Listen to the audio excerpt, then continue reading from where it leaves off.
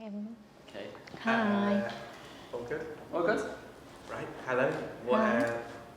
What is your name and pronouns? I'm Theresa Bruno, but you can call me T, and my pronouns are she, her. And could you tell us a bit about your work? Yeah, well, at the moment, for the exhibition in January, I'm making an installation, and it's a mixture. It's like a floor piece with speakers in it, and it won't be finished. It'll be half done. But what I've been doing is cutting the Argos catalogue is something I used to use as a kid, and I've cut out. They've stopped printing it 2 years ago, and I've cut every single item out. And I'm going to make like a floor collage, and now I'm starting to make a sound piece to go with it, and all of the sound clips are sourced from the catalogue itself, so it will be like a sound installation with a collage. So, and that is the only piece I've made since I've started my practice back up, so that's it. Yeah, so far. And who are your influences in your work? I think that's really interesting. I was thinking, like, am I going to say artist to this? And I don't think I am. At the moment, I started my practice back up 2 years ago, and actually what I'm really influenced by is my own life, which I don't think I sourced from enough in the last time I had my art practice. So I'd say, like, my actual life is probably is really influencing how I'm making things, or what I'm making. But yeah, I don't have because I had a career break, so I haven't made work for ages, so I don't have loads of artists to tell you because I haven't really been looking at that, so I'm focusing more on my own experience. And yeah. Did you always want to be an artist? It's a great question. I think when I was younger, I wanted to do drawing because of the meditative aspect, and that was probably when I was about 16, and then after that I went to college and uni, and it was in fine art. So I guess in a way I did want to be an artist, but then in my 20s I quit, and then I didn't make anything for 6 years, and then I definitely didn't want to be an artist. And now, during COVID, I lost my job, and I decided to start my practice back up. So yeah, no, not always. Yeah. Does music inspire your practice? I don't think it does so much. I feel like I think there's certain like albums and things where I listen to it and I think, yeah, I'd love to make like an art version of that for sure. But I don't think when I'm in the studio, I don't necessarily use music I use it to concentrate actually. I listen to different albums in the studio than I would in my everyday life.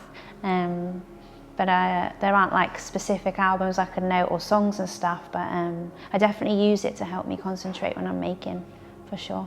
Yeah. If you need a piece of work, what comes first? Does the work come from making an idea?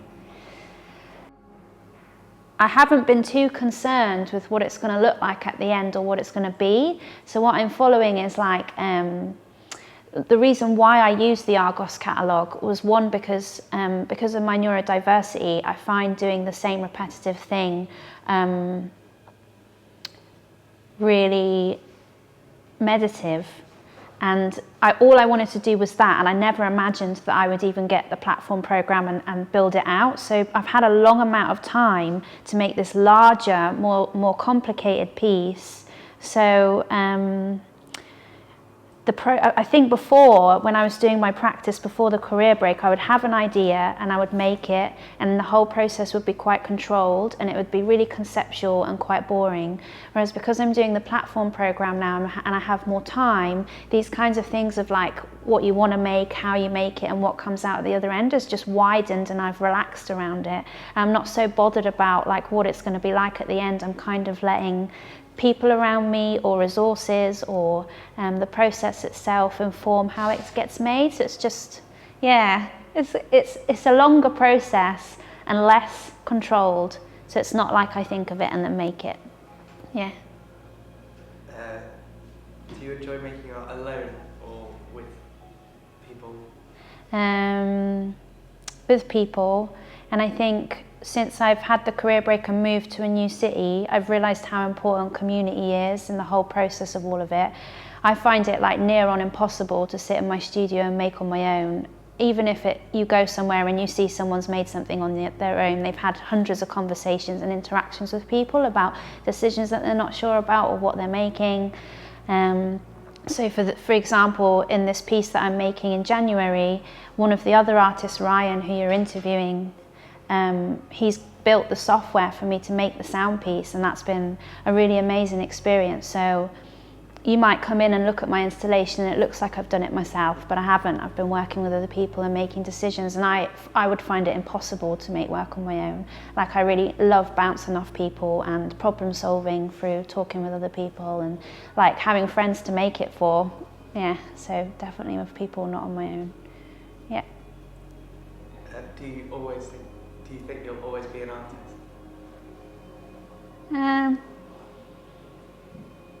I kind of quit once. I quit once, and I've tried living a life without it, and it's really shallow. And I've realised now, I think that I don't think I can live without it. Whether I do it institutionally, trying to get into collections and all of that kind of stuff, maybe not. I feel like through coming back in and doing it on my own terms, I'm making for a different reason, but maybe not the whole institutional thing, but I think I will make forever in some shape or form. And like when I quit, what was interesting is that I started to become creative in other ways, like cooking, and I was trying to find it all the time and I couldn't feel fulfilled. So I think that's why I've come back. So I think I will always be making, but I just don't know what that route's going to look like. Yeah. What would you say is a work or project that you're most proud of? Most proud of? Probably when I graduated, I co-founded a project space with some friends, and I was working full-time in an office at the same time, and that was open for a year and a bit, and the shows were changing really regularly, and by the end of it I was really exhausted. But I'm just really proud that I graduated and I tried to make something in a little seaside town happen, and I learnt a lot from that. Yeah, so probably that. Yeah. What advice would you give to young artists? Yeah, I think young artists, I would say when I was younger, I had more energy, and also there was something about just having energy to do new things with people around you and learning a lot from that experience. So if you feel like really motivated to do something, like just do it. And I've learned a lot through just thinking of an idea and like trying to make it happen with my friends. So there's just a lot of experience to gain through making things happen and like meeting people and talking to them and just trusting that. And also, second bit of advice I would give is, like, one of the biggest things that's helped me is because I took a break.